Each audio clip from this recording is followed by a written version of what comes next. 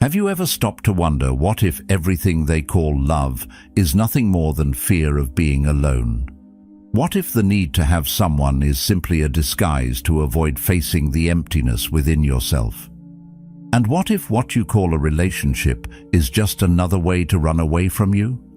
Nothing is closer to the truth than the discomfort we feel in solitude.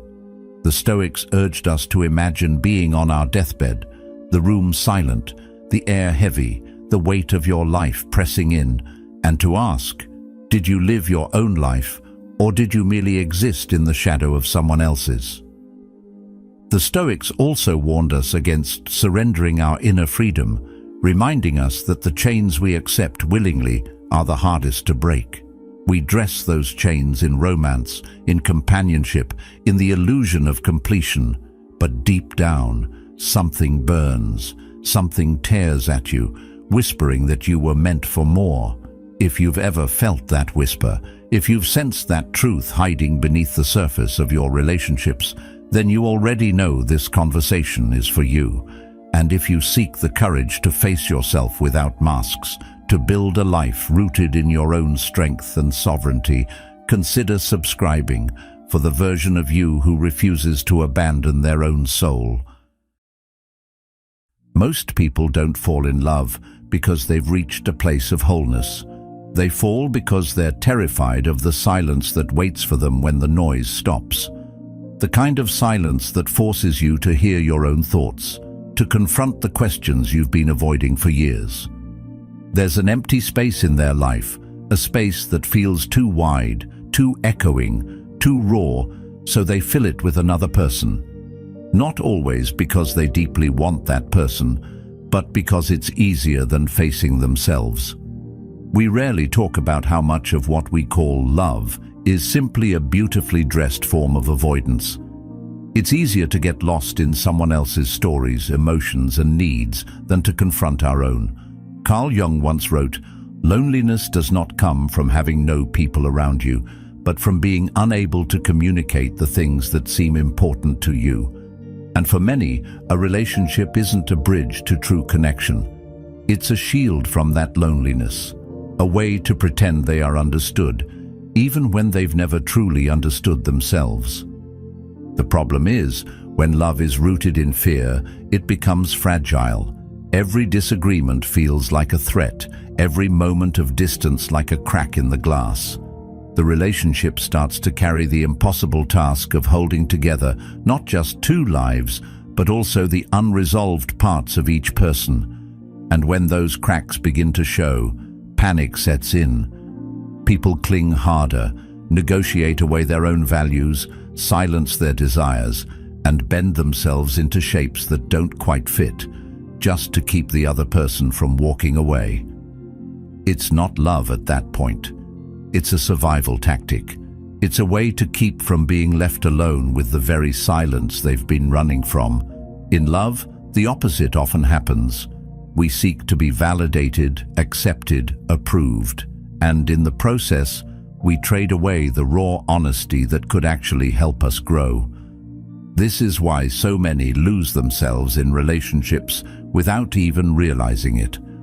The process is subtle, almost invisible at first. You compromise on small things, where to eat, what to watch, how you spend the weekend. It feels harmless. It feels like partnership. But then the compromises grow. You hold back parts of yourself because you know they won't understand. You stop pursuing certain dreams because they create tension. You start adjusting your personality, not because you want to, but because you're afraid that being your full self might cost you the relationship. Over time, the person you were becomes harder to recognize, even to yourself. Marcus Aurelius reminded us, "It is not death that a man should fear, but he should fear never beginning to live." And that's the quiet tragedy. So many people stop truly living once they're afraid of losing someone. When the foundation of love is fear, it keeps you from the very thing love is supposed to bring, freedom. A healthy love should allow you to stand taller, not shrink smaller. It should strengthen your individuality, not erase it. But when fear is in control, love becomes a contract of unspoken conditions. Don't be too much. Don't change too fast. Don't disturb the balance, even if that balance is quietly suffocating you. People convince themselves that this is normal, that this is the price of being with someone. But what they don't realize is that this price is far higher than they think. They're paying with their authenticity, their creativity, their growth. And all of it is traded for the comfort of not facing themselves. The irony is, the silence they're running from is not their enemy, it's their teacher. In solitude, the noise fades, and you begin to hear your real voice again. At first, it's uncomfortable. You hear doubts, fears, regrets. But if you stay with it long enough, you also hear your values, your calling, your truth. Jung said, "The privilege of a lifetime is to become who you truly are."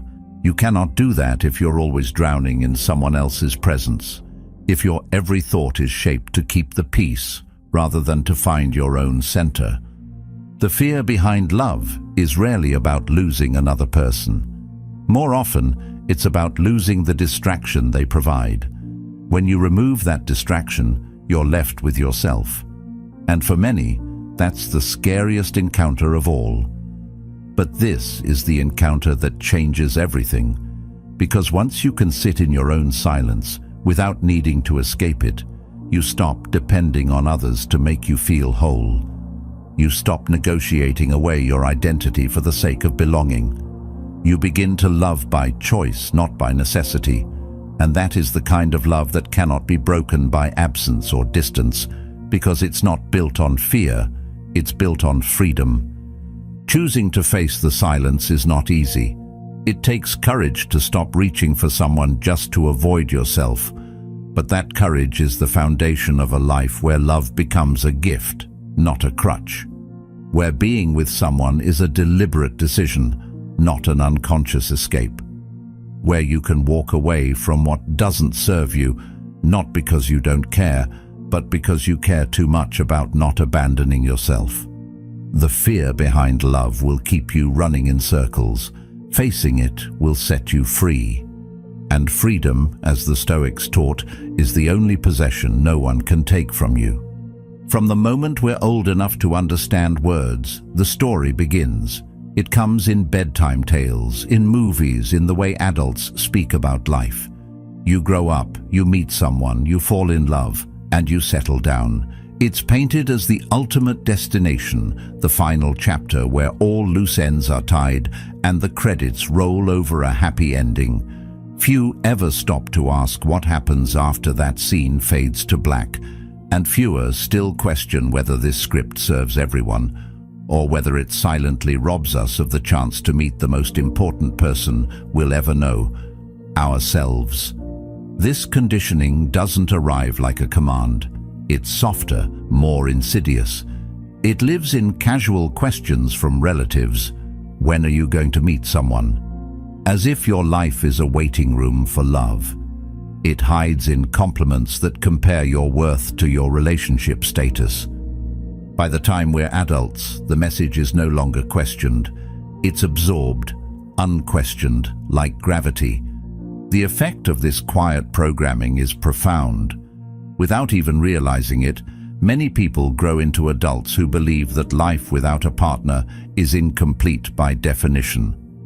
They may travel, learn, build careers, but somewhere in the back of their mind there's a constant, unspoken reminder that all of it is just filler until they find someone.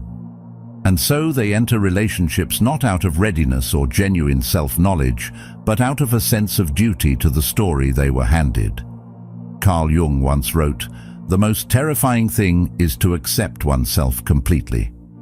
For many, a relationship becomes a way to avoid that terrifying work.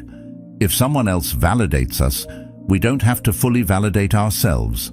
If someone else mirrors back our value, we don't have to face the silence that asks us to define it for ourselves. This invisible conditioning shapes not only who we choose, but how we behave once we've chosen. If you've been taught that your worth is tied to being partnered, You will often endure situations that harm you just to avoid returning to the dreaded state of being single. You will ignore red flags, tolerate disrespect, or contort yourself into someone else's ideal rather than risk the shame of ending up alone. Marcus Aurelius once observed, "It is not the things themselves that disturb us, but our judgments about them." The judgment here is subtle but crushing. Alone equals failure, together equals success. It is this false equation that keeps countless people trapped in lives that do not reflect who they truly are. It's worth noticing that this script doesn't account for individuality. It's one size fits all, yet sold as universal truth. Some people flourish in deep, committed partnerships. Others need long stretches of solitude to truly grow. But the conditioning rarely leaves room for the second option.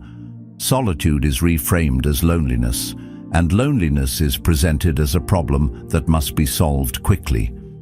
This pressure doesn't just come from others, it begins to live inside you.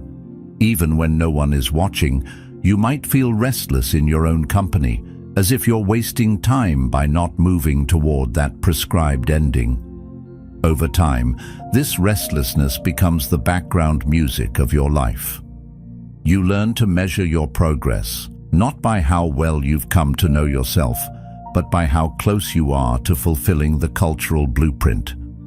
The danger of living by this blueprint is that it discourages deep self-exploration.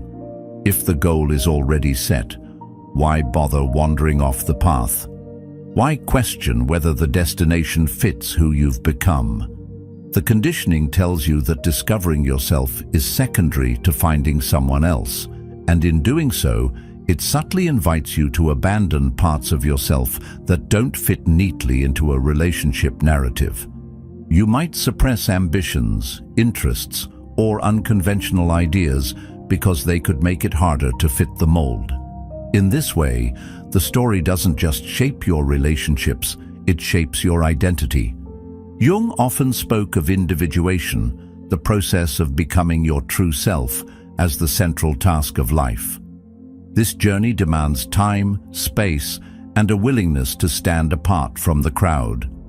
But the invisible conditioning tells you the opposite, that you must merge, pair off, and bind your life to another's as soon as possible. And here lies the tension.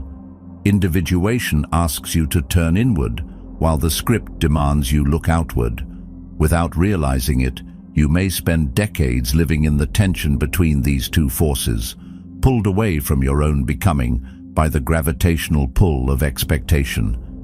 It's not that love or companionship is wrong. The issue is when it becomes compulsory, when it's sought reflexively, without considering whether you're ready or whether the person you're becoming is even compatible with the role you've been taught to play. Relationships entered under the weight of conditioning often become mirrors of that conditioning, safe, familiar, but unchallenging. You may find comfort, but you won't find the full truth of yourself. And the tragedy is that by the time you notice, years may have passed, and the person you could have been feels distant, almost unreachable. The first step in loosening the grip of this conditioning is awareness. To see the story for what it is, a story, not an absolute law, changes everything. When you realize you're free to write your own script, the urgency to find someone fades. You begin to see the space of being single not as an absence, but as a rare opportunity. An open field where you can plant ideas, dreams, and parts of yourself that would never survive in the cramped soil of living solely for someone else's approval. The Stoics would call this living in accordance with nature, aligning your life with your own nature, not the artificial narratives handed down to you. Breaking free from the invisible conditioning doesn't mean rejecting love forever. It means refusing to let the fear of being alone dictate the course of your life. It means choosing to know yourself deeply before you choose to share yourself. Because when you finally meet someone from a place of wholeness, you won't be seeking them to fill a void. You'll be inviting them to walk beside you on a path you've already made your own. And that is the kind of connection that no conditioning can manufacture, because it's born from freedom, not from fear. It doesn't happen in a single moment you can point to. It's not as if one day you wake up and everything is different.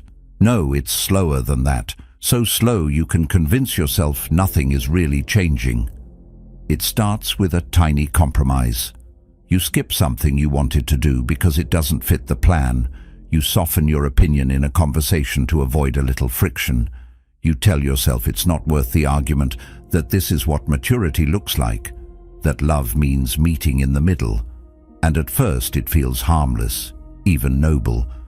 But over time, those small concessions begin to stack up, and the person you were starts to fade, not because anyone demanded it outright, but because you offered it piece by piece without noticing the cost.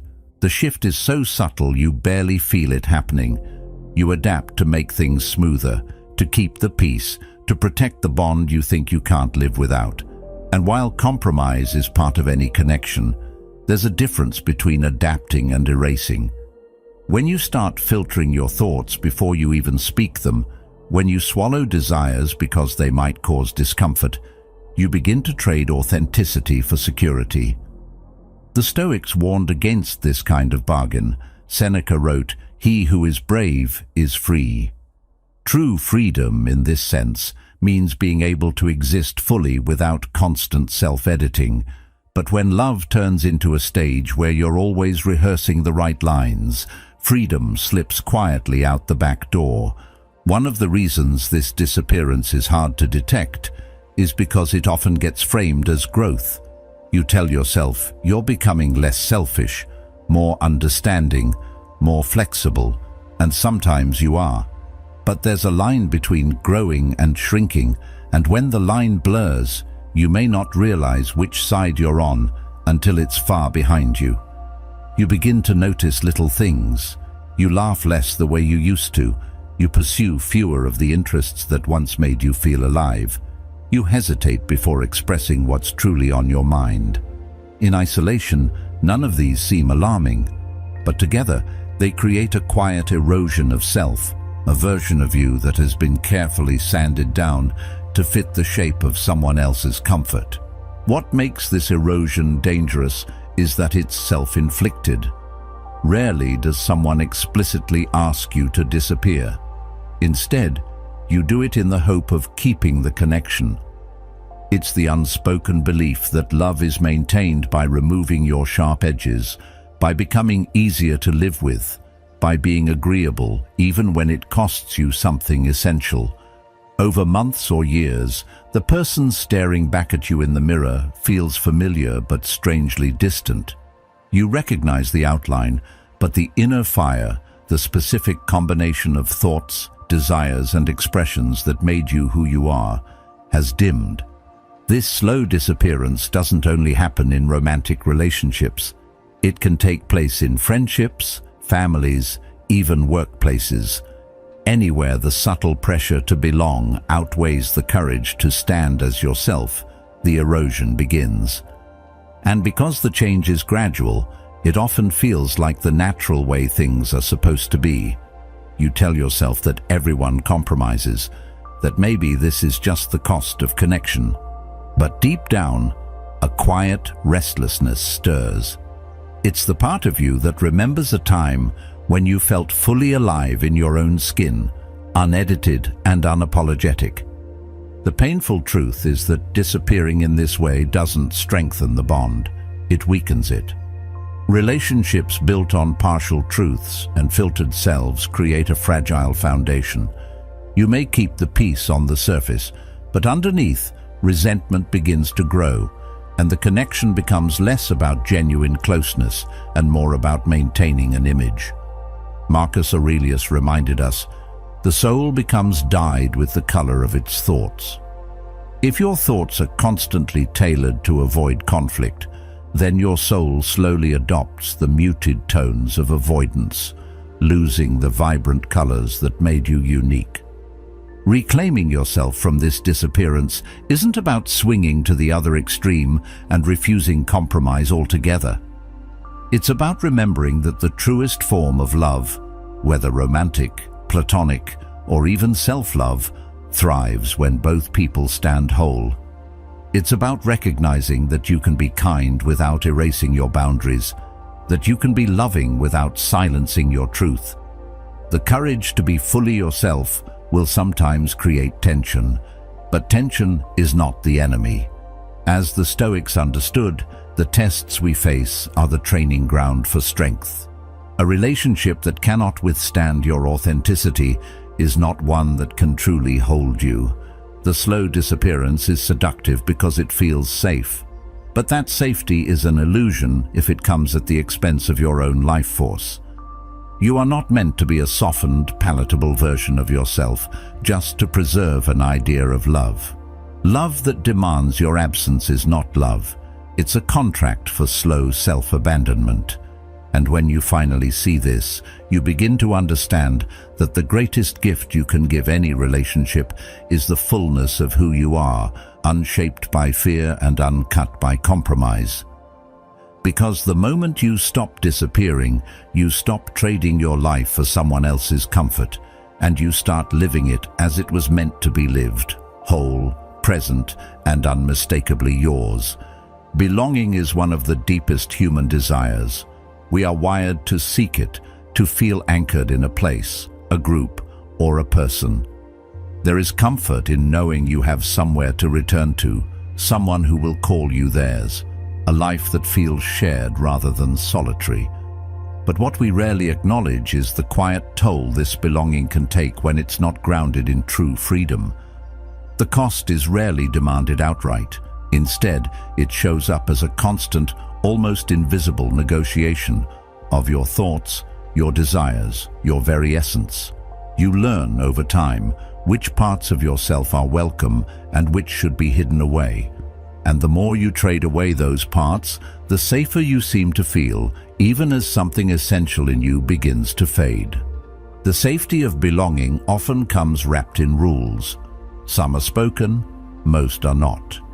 You discover that certain opinions are better left unsaid because they disturb the peace. Certain ambitions should be toned down because they threaten the balance. Even emotions, raw and unfiltered, are carefully measured so they don't make others uncomfortable. Slowly, you start to live in a kind of emotional and mental middle ground, never too much, never too little, always adjusted to fit the space you occupy. Epictetus warned, "If you wish to improve, be content to be thought foolish and stupid." But belonging often makes us unwilling to be misunderstood. We choose smoothness over honesty, acceptance over self-expression, and that choice, repeated often enough, reshapes us. What makes this cost so subtle is that it often feels like love. You tell yourself you're compromising because you care, because you're a good partner, friend, or family member, and sometimes that's true. But the line between healthy compromise and self-erasure is thin, and belonging has a way of pushing you toward the latter without you noticing. One day you realize you're no longer saying what you think unless it's safe. You've stopped chasing certain dreams because they don't align with the shared plan. You've become careful, measured, less spontaneous, not because you wanted to change, but because change threatened the approval you had worked so hard to secure. The cost of belonging isn't always paid in dramatic moments of betrayal or loss. More often it's paid in small, almost invisible installments. The joke you didn't make because you weren't sure how it would land. The truth you didn't speak because it might cause conflict. The risk you didn't take because it would require explaining yourself to someone who wouldn't understand. Each of these seems minor in isolation, but together they form a pattern. Over time, you begin to live not for your own clarity or authenticity, but for the stability of the group or the relationship. You trade pieces of your individuality for a sense of security, believing that the more you give, the more you'll belong. If your thoughts are constantly adjusted to match the expectations of others, your soul will inevitably lose its own distinct color. Staying single, or even just choosing solitude when needed, means you keep ownership of your thoughts, desires, and essence without the constant background negotiation. It's not about isolation, it's about sovereignty. It's about knowing that every decision you make comes from your own center, not from a calculation about how it will be received. This isn't to say that connection is inherently dangerous. Love, friendship, and community can be powerful sources of growth and joy, but they only serve you if they allow your full presence. When belonging requires constant self-editing, it's not connection, it's a subtle form of control. And control, no matter how softly applied, limits your capacity to live as yourself. Jung believed that individuation, the process of becoming whole, cannot happen when your sense of self is dependent on the approval of others. You cannot integrate the parts of you that are hidden away to maintain belonging. To choose yourself over the comfort of belonging is not easy. It can mean standing apart from the group, breaking unspoken rules, or letting go of relationships that cannot hold your truth. It can mean moments of loneliness that feel sharper than you expected. But it also means living without the weight of constant adjustment, without the slow erosion of your voice and vision. And in that freedom, something remarkable happens. You begin to belong to yourself in a way no one can take away. The cost of belonging is real, but so is the reward of keeping your own life in your own hands. Staying single doesn't mean you reject love or connection. It means you refuse to trade your essence for them. It means that when you do choose to belong somewhere, it will be on your terms, as your whole self, without shrinking to fit. Because belonging is sweetest when it doesn't come at the expense of who you are. And freedom, once claimed, makes every other kind of connection richer, deeper, and truer. When you strip away the constant hum of other people's voices, something unexpected rises in its place. At first, it's unsettling, the kind of quiet that feels almost too loud. You notice thoughts you didn't realize were there, ideas that had been buried under conversations, obligations, and the steady pull of someone else's presence. Alone, there's no one to distract you from them. They surface with an intensity that can feel overwhelming, like a room you've avoided cleaning for years suddenly lit by a harsh, revealing light. Carl Jung once wrote, "Who looks outside, dreams. Who looks inside, awakes." Solitude forces that awakening. It asks you to turn inward, to look directly at what you've been avoiding.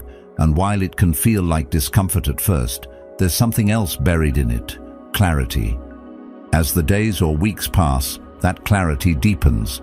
You begin to hear your own voice with more precision, without constant negotiation of your thoughts to fit someone else's expectations. Your ideas stretch further, bolder. You start following your mind down paths you might have dismissed before because they didn't align with the shared plan or the comfort of the group. The world inside you begins to expand, filling with details and connections you couldn't see when you were too busy adapting to someone else's rhythm. This is the part people rarely talk about when they speak of being alone, the way your mind sharpens when there's nothing to dilute it. At first, solitude can feel like a kind of loss, especially if you've been conditioned to see it as absence. No partner to share your day with, no one to consult before making decisions, no immediate echo of your words. But as you lean into it, you realize that absence has been misunderstood all along. What you've actually been given is space, pure, unclaimed, unmeasured space. And space has a way of revealing the truth. Marcus Aurelius said, "You have power over your mind, not outside events. Realize this, and you will find strength." In solitude, that truth becomes undeniable. You stop outsourcing your validation, your direction, your worth. They start coming from the inside out, and the power in that shift is hard to describe until you've felt it. The more time you spend in this space, the more it changes you. At first, you fill the silence with noise, music, screens, conversations with anyone who will listen, but slowly you start letting the silence be. You discover that not all thoughts need to be drowned out, that some of the discomfort you feel in stillness is simply the process of meeting yourself again. It's in that stillness that desires become sharper. You realize which dreams are truly yours and which were inherited from someone else's vision for your life. You feel the pull toward things you had long forgotten mattered to you. This is when solitude begins to shift from uncomfortable to addictive, not because you want to avoid people, but because you've tasted the freedom of living without constant compromise. There's a peculiar kind of energy that comes from being alone on your own terms. It's not the isolation born of rejection or loss.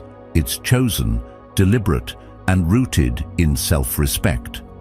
The Stoics would see this as aligning with nature, living according to your own inner compass. You start to notice how much of your life before was built around reacting to someone else's mood, their needs, their plans. Now, your energy is directed toward creation. You're not managing another's emotions before you can explore your own. You're not tempering your excitement or holding back an idea because it might be misunderstood. In this space, time feels different. There's a stretch to it, an openness that allows for deeper work and deeper thought. You can pursue an idea until it's fully formed without being interrupted by the constant need to check in with someone else. You can start something at midnight because you feel inspired, or stop in the middle of a project to follow a new thought without having to explain yourself. It's in these moments that you realize how much energy you've spent before on simply maintaining the balance of shared life.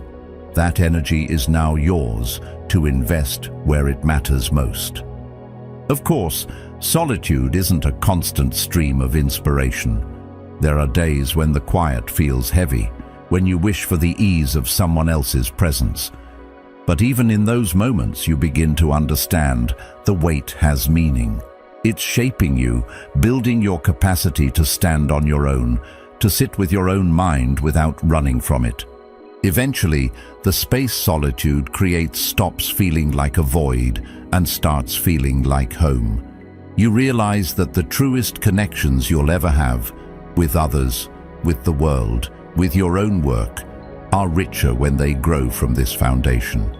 You no longer fear being alone because you've seen what can be built there. And once you've experienced the sharpness of thought, the clarity of vision, and the unfiltered pull of your own desires, you'll protect that space fiercely. Not as a wall against the world, but as the ground on which you stand, steady and unshakable. Because when you belong fully to yourself, no connection can take that away, and no absence can strip you of it. From the earliest stories we're told, there's a common thread. A promise that somewhere out there exists another person who will complete us. It's in fairy tales, in songs, in movies. You're not whole until you find your other half. At first, this idea feels romantic, even comforting. It suggests that life's deepest fulfillment comes not from within, but from merging with another.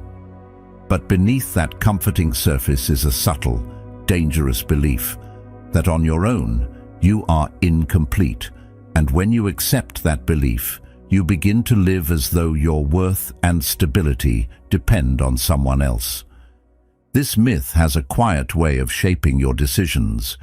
If you think you are incomplete, then every action is weighed against the hope of attracting or keeping another person. Your choices begin to orbit around the possibility of being chosen, of being enough for someone else. You might adjust your ambitions so they don't threaten the relationship, or downplay parts of your personality that don't fit the image of a perfect partner. Over time, your identity becomes less about what feels true to you and more about what will secure connection. This isn't love, it's dependence disguised as devotion. And dependence, no matter how pretty the packaging, slowly erodes individuality. Dependence is seductive because it offers a false sense of security. It tells you that as long as the relationship remains, you're safe. But that safety comes at a cost. You start to measure yourself not by your own standards, but by how well you fit into someone else's life. You ignore the quiet signals from within, the dissatisfaction, the suppressed curiosity, the unspoken dreams, because chasing them might disrupt the bond. Epictetus wrote, "If you want to be free, then wish for nothing that depends on others." Freedom doesn't grow in the soil of dependence.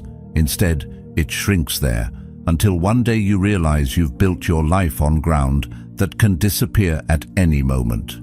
When you buy into the myth of incompleteness, relationships stop being choices and start being lifelines. The thought of losing the other person isn't just about emotional pain. It feels like losing a part of yourself. That's why people stay in situations that no longer nourish them, why they silence their instincts and ignore their needs. They believe leaving would mean becoming less than whole. But the truth is, you were never half of a whole. You were always an entire person, capable of love, creation, and purpose without needing to fuse yourself to another. The wholeness you seek from someone else can only ever be built from within. It's worth asking, where did this belief come from? In part, it's cultural. Societies often idealize the couple, the family unit, as the highest form of personal achievement. Single life is framed as a waiting room, a temporary state you should aim to escape. Even language reflects this bias. Terms like settling down suggest that only in partnership can life find its true form. But this narrative leaves out the reality that partnership is not a guarantee of fulfillment, and singleness is not a sentence of lack. Marcus Aurelius reminded himself, "Very little is needed to make a happy life. It is all within yourself." The myth of incompleteness hides this truth, keeping people searching outward when the real work is inward. Breaking free from this myth doesn't mean rejecting relationships altogether. It means approaching them from a place of self-sufficiency rather than need. When you no longer see yourself as a fragment waiting to be completed, love becomes a choice, not a dependency. You can give without fear of losing yourself, and you can receive without making it your source of identity. This kind of love is richer, deeper, because it's built between two whole people who can stand alone if needed. Jung understood this dynamic well. He believed that true connection could only occur when both individuals had confronted their own inner world, rather than using each other to avoid it. The challenge is that choosing wholeness can feel lonely at first. Without the immediate validation of a relationship, you have to face yourself in full, your flaws, your strengths, your unrealized potential. That's the work most avoid, which is why dependence can be so tempting. But once you start to build a life that feels complete on its own terms, something changes. The fear of being alone starts to fade. Your self-worth stops swinging with the moods or opinions of others. And the relationships you do form aren't built to fill a void, they're built to share abundance. The myth of incompleteness is powerful because it's been repeated so often it feels like truth. But the real truth is simpler and far more liberating. You are not half of anything. You are a whole, complex, capable being. The more you live from that place, the less you'll tolerate connections that require you to shrink. You'll stop treating love as an antidote to your existence and start seeing it as a complement to it.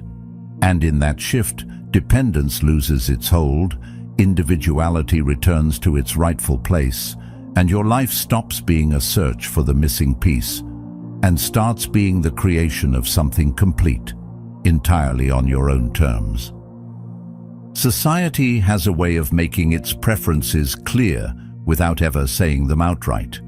You see it in how people react to certain milestones: buying a house, getting married, having children. These are celebrated as markers of success, proof that you're on the right path. They make you predictable, and predictability is comforting to the collective. When you're part of a couple, people think they know what comes next. Your life has a familiar shape. It's easier to understand, easier to categorize, easier to control. But step outside of that pattern, live fully and unapologetically single, and suddenly you become harder to define. Your next move isn't obvious. You don't fit neatly into the expected script. And that unpredictability makes people uneasy because it signals freedom, the kind that can't be managed. The herd thrives on stability. It wants to know what to expect from you, and in return, it offers the safety of acceptance. But that acceptance comes with an unspoken agreement.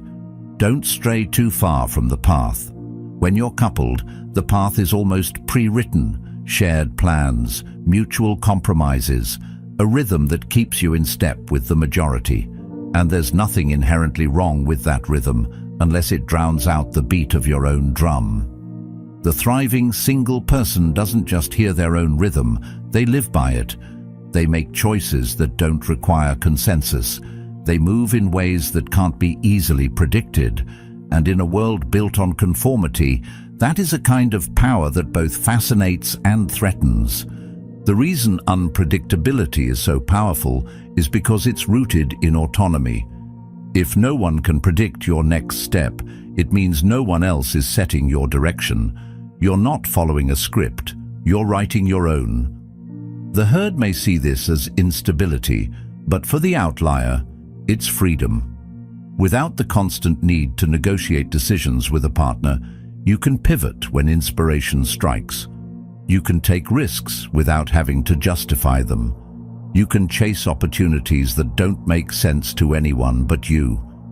And that ability to act without delay, without compromise, is a rare currency. Of course, the herd doesn't just ignore the outlier, it often tries to pull them back in. Questions come disguised as concern. Don't you want someone to share your life with? Aren't you afraid of ending up alone? Beneath these questions is an assumption that a life outside the couple framework is less valuable, less complete. But these are the questions of people who measure life by how well it mirrors the majority. They can't see that solitude, when chosen, is not a lack, it's a luxury. It's a wide open space where self-determination can flourish without interruption. The outlier knows this, and that knowledge becomes a shield against the subtle pressure to conform. What unsettles people most about the thriving single person is not their solitude, it's their contentment within it. If you're alone and miserable, the herd feels validated. It proves their path is the better one. But when you're alone and thriving, you disrupt the narrative. You show that happiness and fulfillment aren't exclusive to the couple's lane, and that makes others question the compromises they've made. Jung understood this discomfort, noting that the most intense conflicts, if overcome, leave behind a sense of security and calm that is not easily disturbed. The thriving single person has faced the conflict of societal expectation head-on, and in overcoming it, they've found a calm the herd can't quite replicate. Unpredictability also breeds resilience. When you're not dependent on another person to define your identity, you're less shaken by change. The herd fears disruption because it throws their carefully constructed stability into question. But the outlier moves through change fluidly. They're used to navigating without a preset map. They know that life can shift in an instant, and they've built themselves to adapt. This adaptability is another form of power, one that allows them to seize opportunities and weather challenges without losing their sense of self. In the end, the difference between the herd and the outlier isn't about relationships, it's about agency. The herd follows patterns laid out by others, finding safety in numbers. The outlier takes the risk of stepping off the path, knowing that the terrain may be unpredictable, but also knowing that it is theirs to explore. And in claiming that risk, they gain something the herd often sacrifices: the right to live entirely on their own terms. The thriving single person understands that unpredictability is not chaos, it's potential. It's the openness to be shaped by choice, rather than by default. They're not rejecting connection. They're rejecting the idea that connection must come at the cost of individuality. And in a world that constantly rewards predictability, the outlier's refusal to be easily defined is both a rebellion and a declaration. I belong to myself first. That kind of self-possession can't be given, and it certainly can't be taken. It's built, earned, and protected, and once you have it, you realize it's the rarest kind of power there is. The greatest ideas rarely arrive when you're surrounded by noise. They don't tend to grow in rooms filled with chatter, constant movement, and the weight of other people's expectations. They emerge in the still hours, when the world feels far away and there's no one pulling at your attention. There's a certain electricity in those moments. The long nights when you're lost in thought, the quiet mornings when you wake without obligation. In solitude, your mind roams without needing permission. It wanders into strange territory, stumbles onto connections it wouldn't have made under the gaze of an audience. Carl Jung once said, "Solitude is for me a fount of healing which makes my life worth living."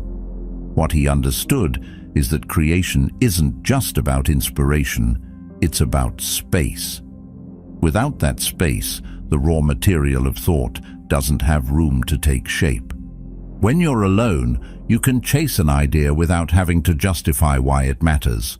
You can follow a thought into the depths of obsession without having to explain yourself to someone else's logic.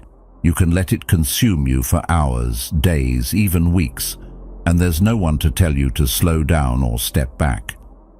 That freedom, to sink fully into your own process, is a rare gift in a world obsessed with constant connection. It's in that freedom that the creative edge sharpens. Without compromise, without the subtle pressure to adjust your pace for another person, your mind learns to stretch in ways that can't happen in the crowd. Crowded spaces, whether physical or emotional, tend to pull your attention outward. You're aware of others, aware of how your actions might be interpreted, aware of what's expected of you. That awareness can be useful in collaboration, but it's poison to certain kinds of thought, the kind that needs to be unruly, unmeasured, and untouched by outside influence. Solitude removes the need for approval. You're no longer creating to be seen a certain way. You're creating because something within you demands to be brought into existence. Seneca noted, "We must take a break from the world and withdraw into ourselves." It's not withdrawal out of avoidance. It's withdrawal as an act of preservation, to protect the fragile beginnings of an idea until it's strong enough to face the world. The absence of expectation is what makes solitude such fertile ground for creation. When no one is waiting on you to produce a certain kind of work, you're free to explore the strange, the impractical, even the absurd.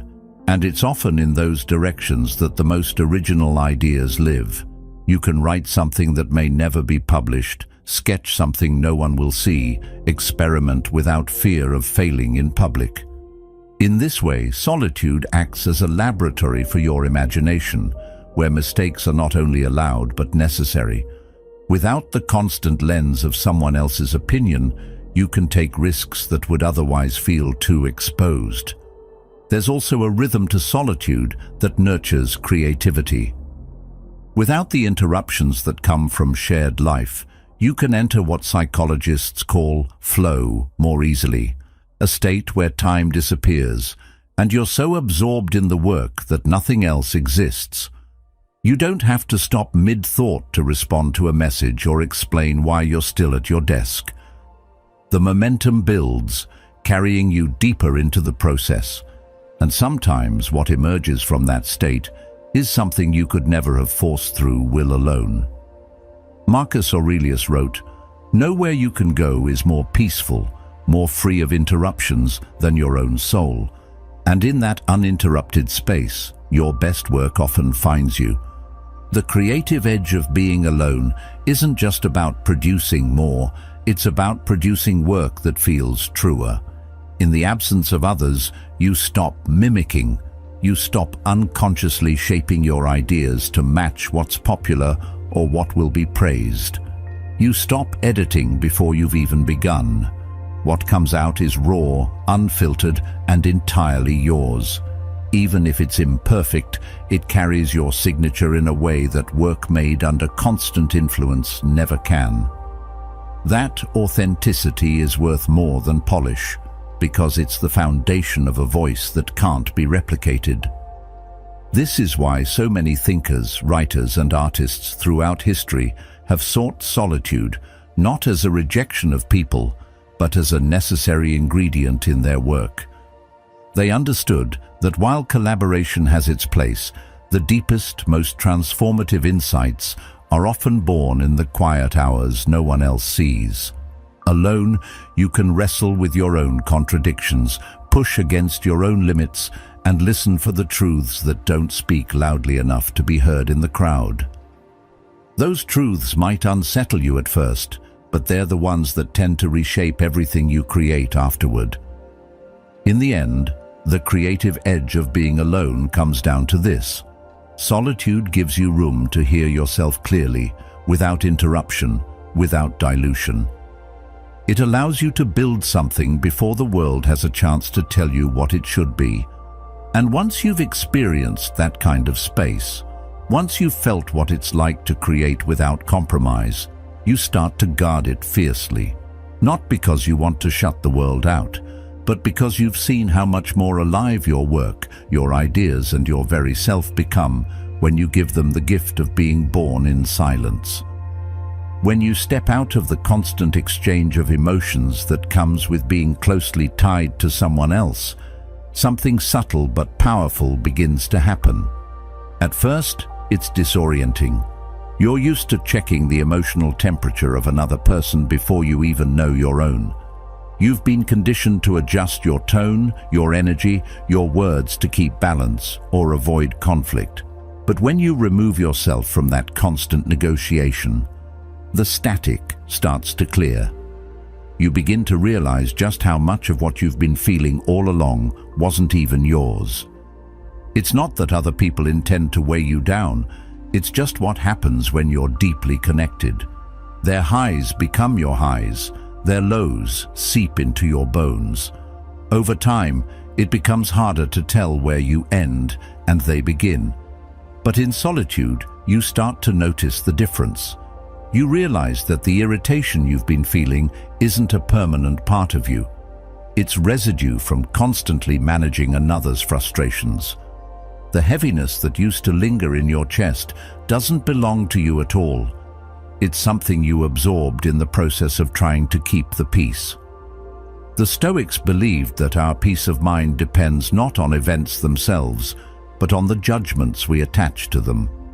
When you're alone, those judgments are finally yours, unfiltered and unshaped by someone else's lens. At first, this clarity can feel almost too sharp. You're not used to sitting with emotions without immediately explaining or justifying them to another person. There's no one to reassure you that you're overthinking, no one to distract you with their own crises. You're left to feel what you feel in full. And in that full, unmediated experience, you start to hear yourself again. You notice what actually excites you, not what you've been pretending to be excited about to match someone else's mood. You notice what truly irritates you, not just what's been convenient to argue over.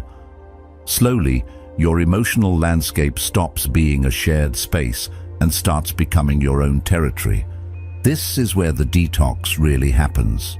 Without the constant influx of another person's needs, moods, and unspoken expectations, your nervous system begins to settle. You stop waking up braced for emotional surprises. You stop rehearsing conversations in your head before they happen. You start moving through the day without the weight of invisible negotiations. Should I say this? Will this upset them? Do I need to fix this before it becomes a problem? The space left behind isn't empty, it's breathable. It's filled with your own rhythm, your own pace, your own sense of balance. Emotional independence doesn't mean you stop caring about others. It means you stop carrying them in ways that cost you yourself. In solitude, you learn to communicate those things to yourself first. You learn to validate your own emotions without waiting for someone else to acknowledge them. You give yourself permission to feel without the need to edit for someone else's comfort. And when you do re-enter connection with others, you do so from a place of groundedness rather than entanglement. One of the most surprising parts of this process is the way joy changes. When you're constantly linked to another person's emotional state, your joy is never entirely yours. It's either amplified by their happiness or dampened by their unhappiness.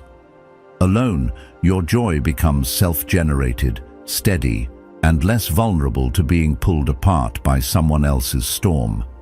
You start noticing the small, pure pleasures that were once background noise, the way light hits your kitchen in the morning, the sound of your own laughter at something only you find funny, the calm that comes from simply being in your own space. This emotional detox is not always comfortable. There will be moments when you feel the absence of someone else's emotional presence as a kind of emptiness. You might even feel the pull to seek out that old entanglement just to feel something familiar. But if you can resist the urge to fill the silence too quickly, you'll discover that the emptiness was never emptiness at all. It was space waiting to be reclaimed by you. Space where your own voice, long overshadowed, can begin to speak again. In the end, the emotional detox that comes from solitude is less about removing others from your life and more about removing the haze they unintentionally create around your inner world. It's about finally standing in the center of your own emotional weather without being swept away by someone else's storms. And once you've felt that kind of clarity, once you've experienced the quiet strength that comes from owning every feeling that passes through you, you understand why protecting it becomes non-negotiable. Because in that clarity, you don't just hear yourself again, you recognize yourself. And that recognition is the beginning of everything. When you choose to live on your own terms, without leaning on the structure of a partner or the validation of a group, the labels come quickly. Lonely, selfish, incomplete. These words aren't really about you. They're about the discomfort your independence stirs in others. You've stepped outside the script, and people don't quite know what to do with that. The system loves dependence because it's stable. A dependent person is easier to guide, easier to sell to, easier to keep in place. If your sense of self comes from your partner's approval or from your role within a group, you'll go to great lengths to protect it, even at the cost of your own truth. Dependence keeps you in line, but it also keeps the system safe. When you no longer need that structure to feel whole, you can't be controlled in the same way. Your decisions aren't dictated by fear of being left out, abandoned, or judged, and that makes you unpredictable, something the system doesn't know how to handle. It's no surprise, then, that independence gets mislabeled. They call it loneliness, because they can't imagine fulfillment without constant company. They call it selfishness because you prioritize your own path over the comfort of conformity. They call it incomplete because their idea of complete is built on the presence of someone else. This mislabeling works as a kind of social control. If independence is painted as something undesirable, fewer people will pursue it. If staying single is framed as failure, people will rush to couple up, even if it means silencing parts of themselves to fit the mold. The system doesn't need to chain you physically. It only needs to shape your beliefs about what makes life meaningful. That's why the choice to live free, truly free, is so radical. It's not just about you. It's about refusing to reinforce a cycle that trades authenticity for acceptance. Independence is threatening because it's proof that you can live without constant validation. You don't need someone to tell you who you are, to make your choices feel legitimate, or to keep you from feeling empty. This isn't about rejecting love or connection. It's about removing need from the equation. Love given freely, without dependence, is one of the purest forms of it. But to reach that point, you have to stand firmly on your own. And yet, this kind of freedom isn't easy to hold. It comes with its own challenges.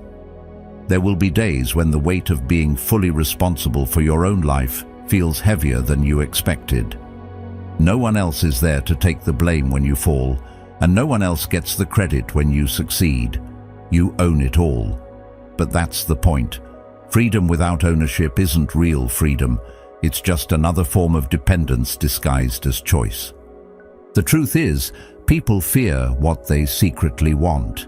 Those who criticize your independence often wish they had the courage to claim their own.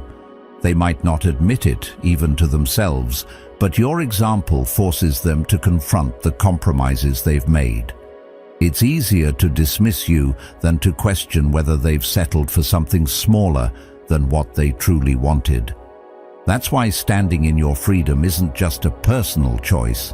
It's an act that can shift the people around you, even if it's met with resistance at first. So when they call you lonely, remember that solitude can be a source of power. When they call you selfish, remember that self-respect is the foundation for every meaningful connection you'll ever have. When they call you incomplete, remember that wholeness doesn't come from what you add to your life, but from what you refuse to give away. The system may thrive on dependence, but your life doesn't have to. The mislabeling will fade in importance once you see it for what it is, a sign that you've stepped outside the boundaries others feel safest in. And once you've stepped out, you'll realize there's far more space out here than you were ever led to believe. Sovereignty isn't something you stumble into. It's something you earn, and the price is never cheap. To claim it, you have to let go of things most people cling to as proof of a good life. The shared plans that give you a sense of direction. The automatic affection that reassures you without asking for effort. The built-in companionship that makes weekends and holidays feel less empty. These are warm, comforting things, but they come with strings attached. Strings that can quietly pull you away from yourself. To step into true sovereignty means cutting some of those strings, and that's a decision most won't make because it demands giving up a comfort that feels too good to lose. In solitude, there is no one to validate or veto your decisions. Every choice is yours alone. That freedom can feel intoxicating and terrifying all at once.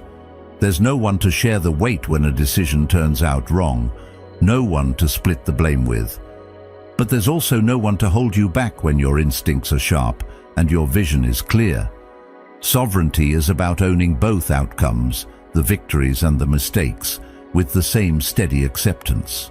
You stop outsourcing responsibility for your life and start carrying it entirely yourself.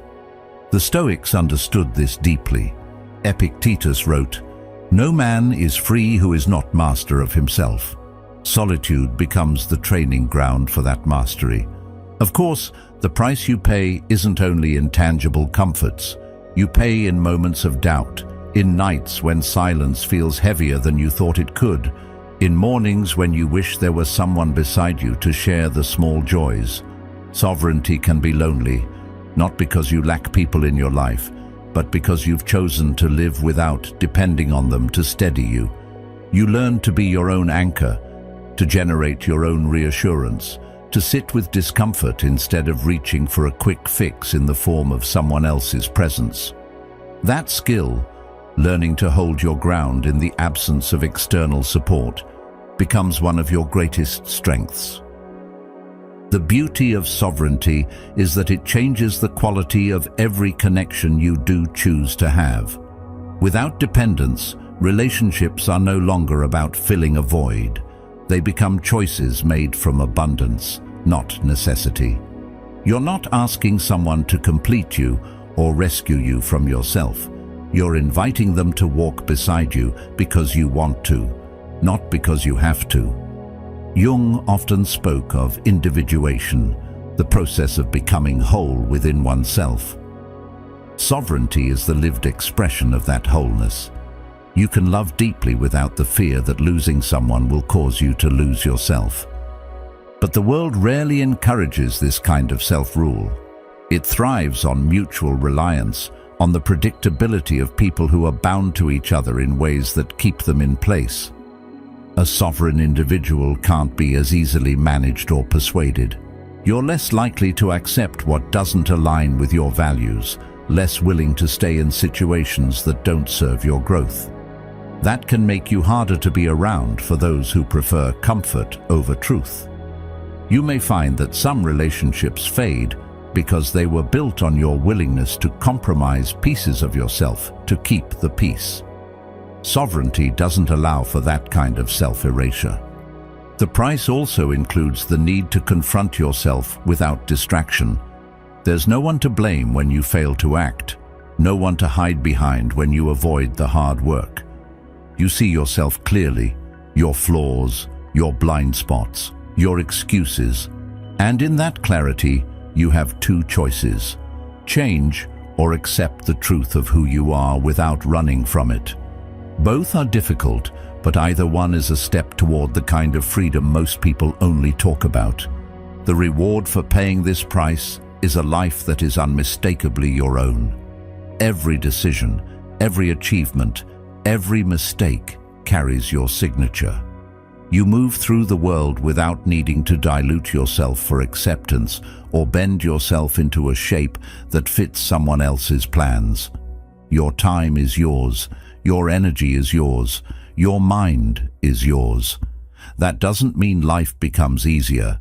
It means it becomes yours in a way that nothing and no one can take from you. And once you've felt that, once you've lived days and months knowing that you are the sole author of your choices, it's almost impossible to give it up. The comfort of shared plans and automatic affection will always have their pull, but they'll never outweigh the quiet, steady power of knowing that you belong completely to yourself. That is the price of sovereignty and the reason it's worth paying. There's a point in solitude where something shifts. At first, being alone can feel like a space you're trying to fill, a room too quiet, a life missing a sound you've grown used to.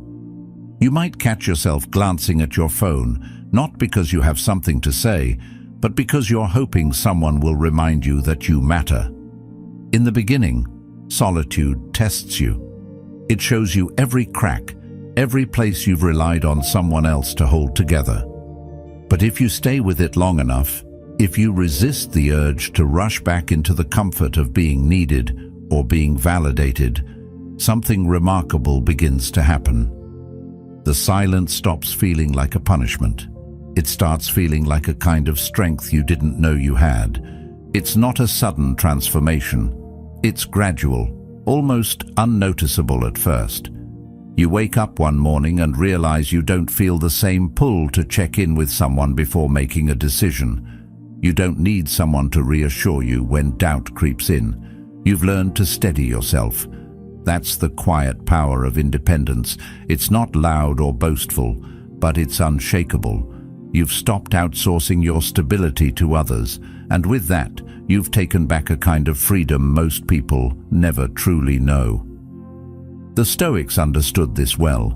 Epictetus taught that freedom comes when you control your own mind and desires, when you no longer depend on things outside yourself to be at peace. There's also a deep calm that comes with knowing you can handle life without leaning on someone else's emotional scaffolding. You've been through the moments of doubt, the long nights when you questioned if you were strong enough to stand alone, and you've emerged on the other side, not untouched, but unbroken. You no longer fear the quiet because you've learned to hear your own voice in it, and that voice has become louder, clearer, and more trustworthy than the noise of outside opinions. What's interesting is how much this changes your relationships, not by pushing people away, but by redefining why they're in your life. When you're no longer seeking someone to complete you, you start choosing people who expand you. Love, friendship, connection. These things stop being about filling a void and start being about sharing abundance. Jung believed that real connection could only happen between two whole individuals, each responsible for their own growth. When you've met yourself fully, you can finally meet others without the weight of unspoken need. Of course, this unshakable self isn't without vulnerability. You still feel pain, disappointment, and longing, but they no longer destabilize you. You're not afraid of loss in the same way, because you know you won't lose yourself with it. You've been alone before and survived. You've sat in the quiet and found not emptiness, but a rich, inner life that no one else could give you. And when you carry that knowledge, it changes how you move through the world. There's also a humility in this stage. You recognize that self-reliance doesn't mean isolation. You can accept help without feeling dependent. You can love without fear of losing your footing. You can let people come and go without it shaking your foundation, because your foundation is no longer built on their presence. It's built on you. This is the paradox of true freedom. The more you belong to yourself, the more freely you can give yourself to others. And perhaps the most profound part is the way your sense of time changes. You no longer rush to fill your days to avoid being alone with your thoughts. You savor moments in a way you couldn't before, because you're not trying to escape them. Even ordinary experiences, a walk at dusk, a quiet meal, an evening with a book, take on a richness. They're not placeholders between bigger, more important events. They are the life itself.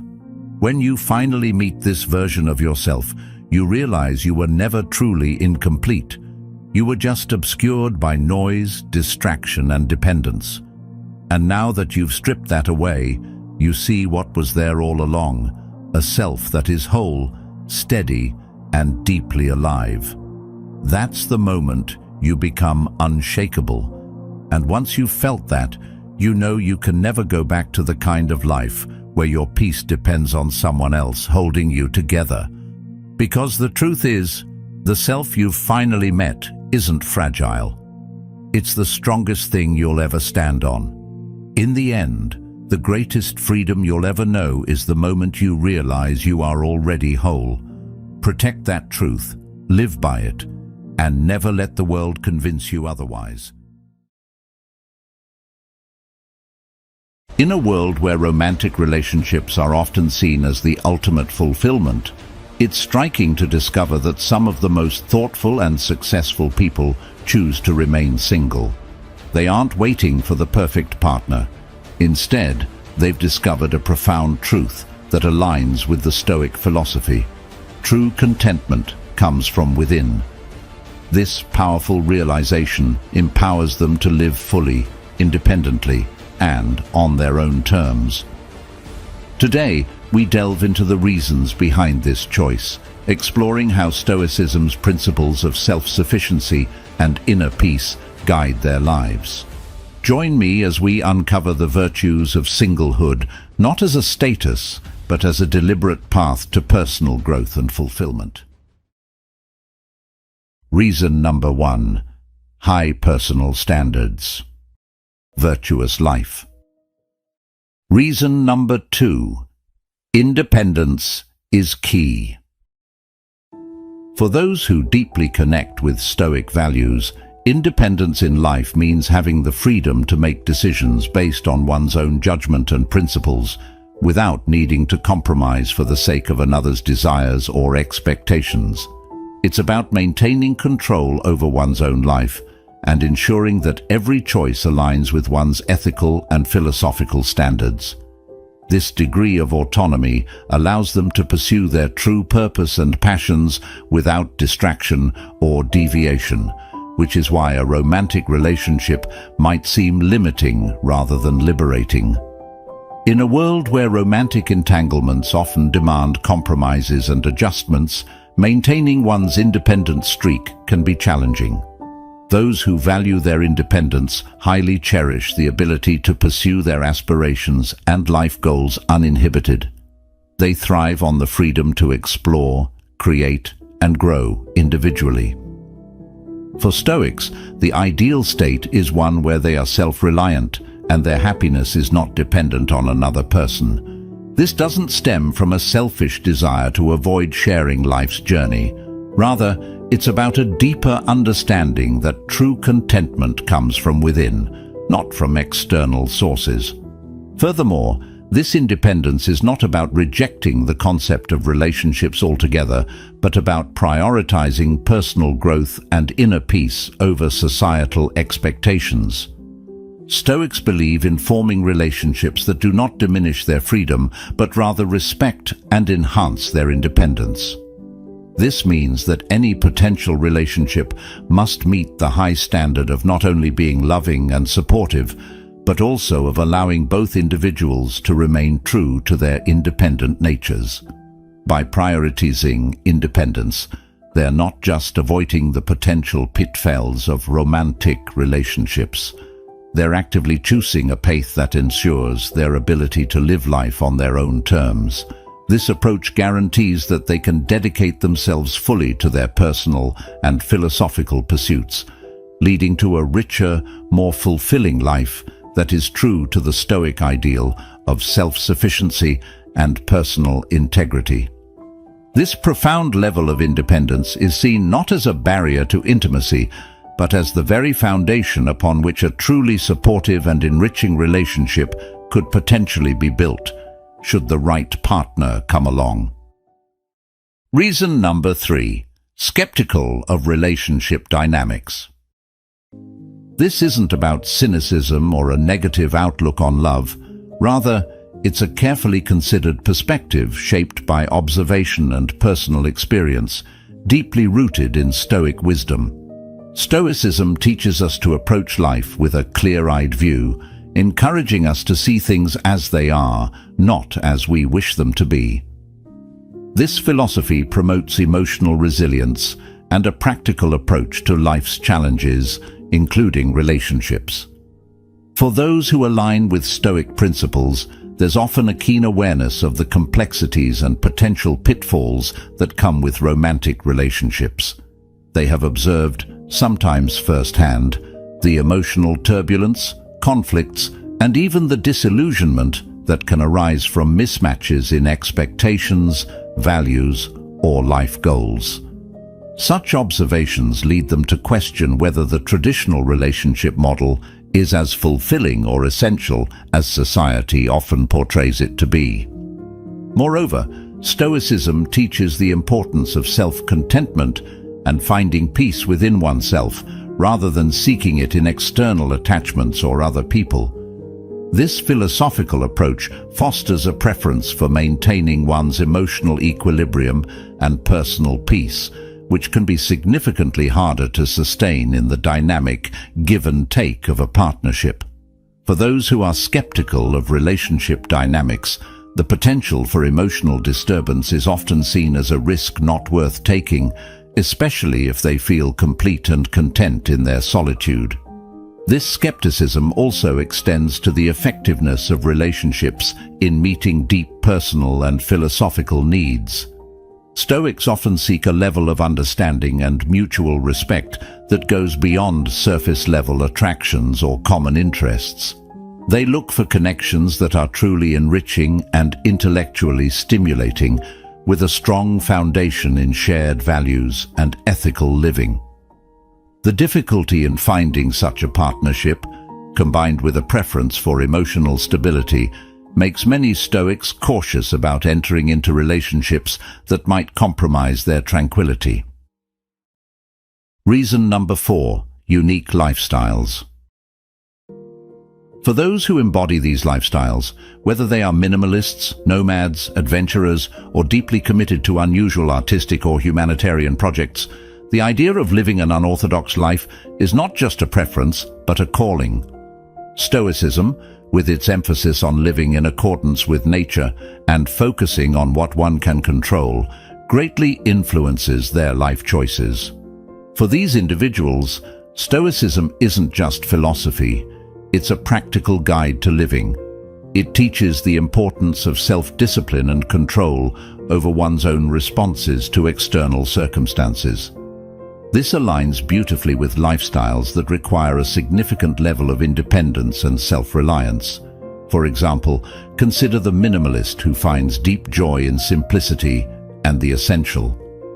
Stoicism supports this by teaching that happiness comes not from external possessions, but from living a life that is in accordance with one's own virtues and values.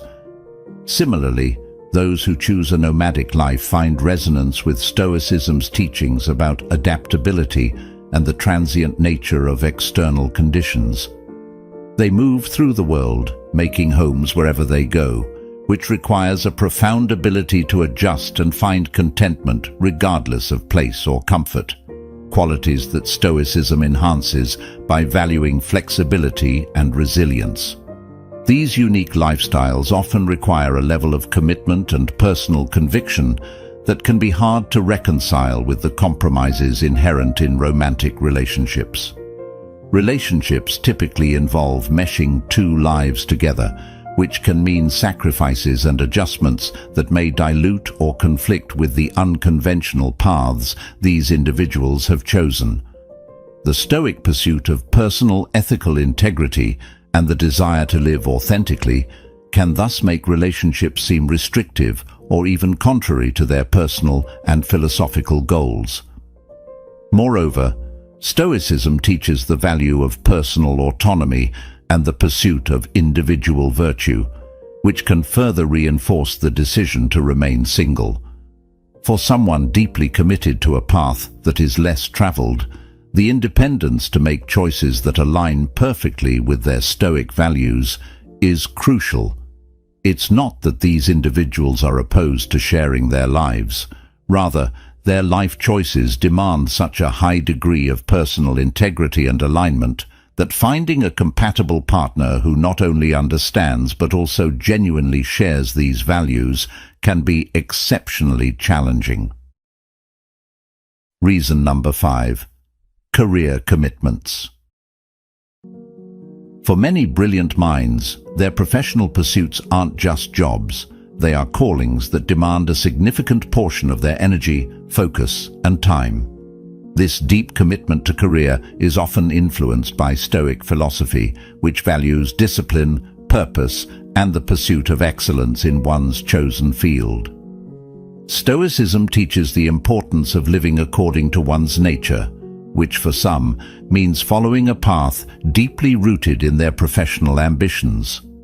Whether they are entrepreneurs striving to launch a startup, academics dedicated to groundbreaking research, or artists immersed in perfecting their craft, the single-minded pursuit of professional excellence is a key aspect of their identity and life satisfaction.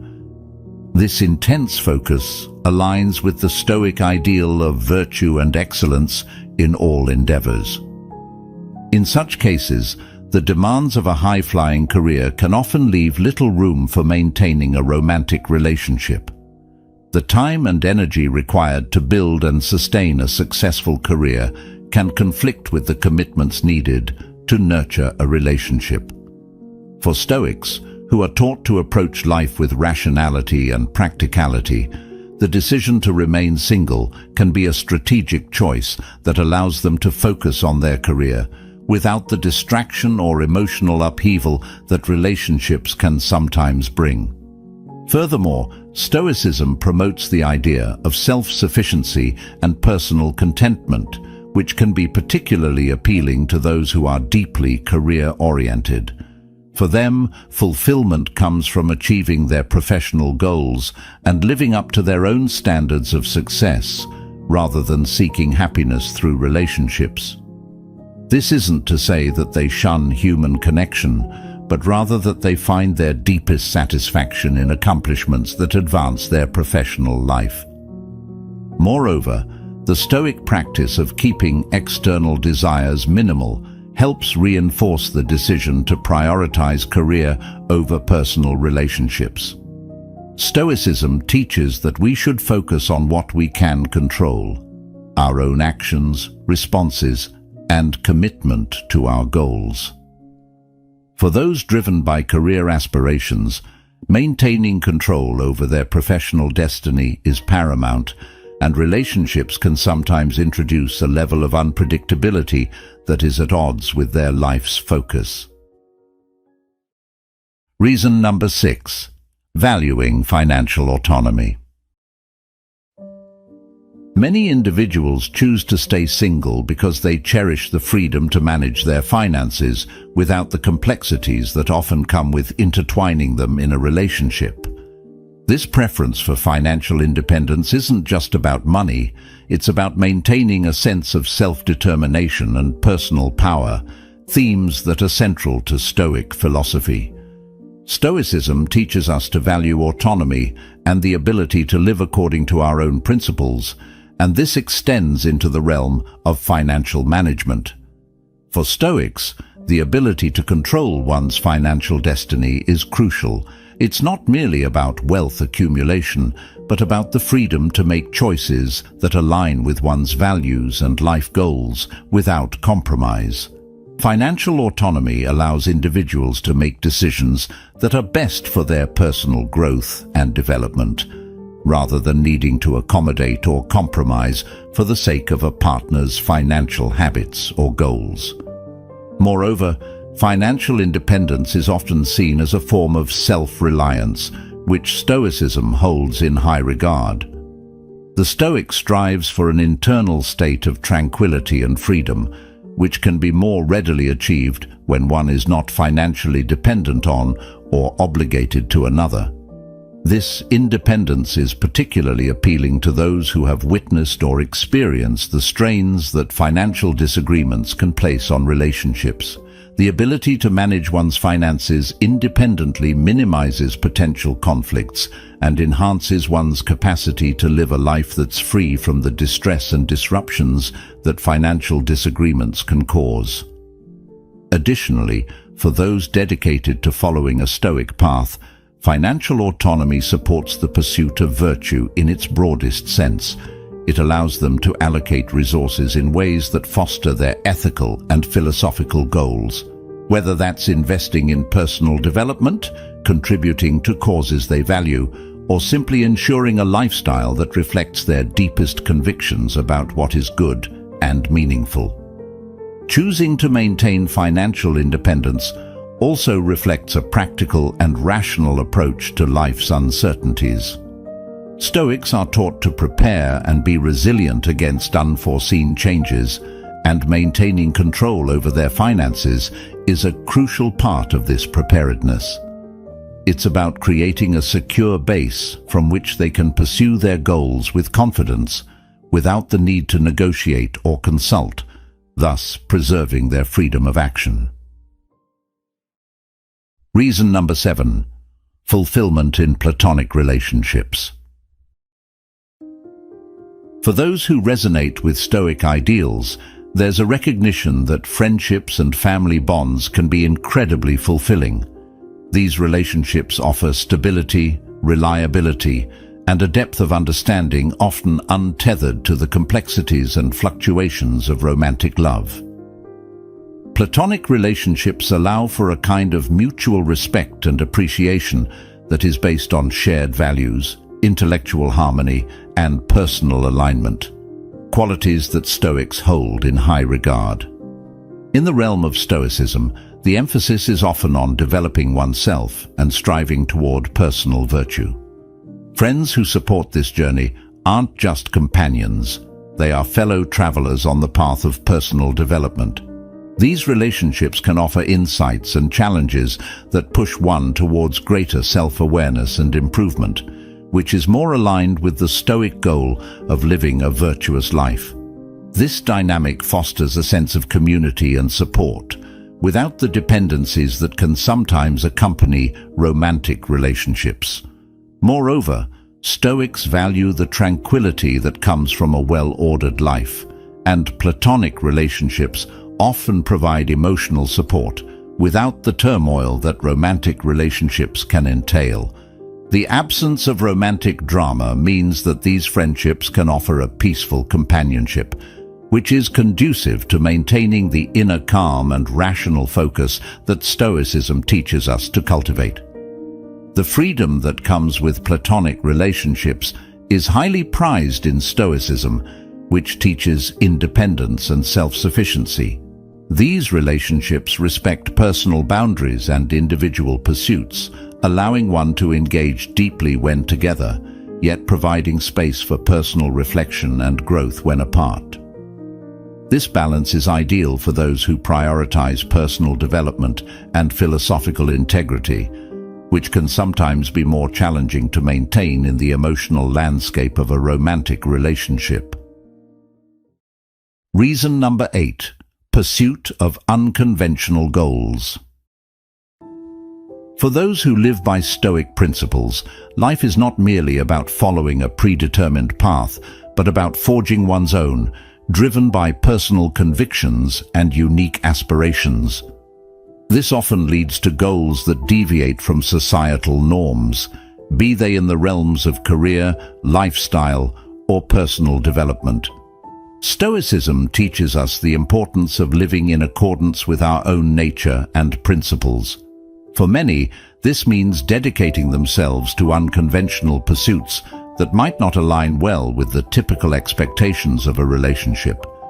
Whether it's dedicating life to an artistic endeavor that requires erratic schedules and intense periods of solitude, or committing to humanitarian causes in far-flung parts of the world, these pursuits demand a level of commitment that can be hard to reconcile with the demands of a conventional romantic relationship.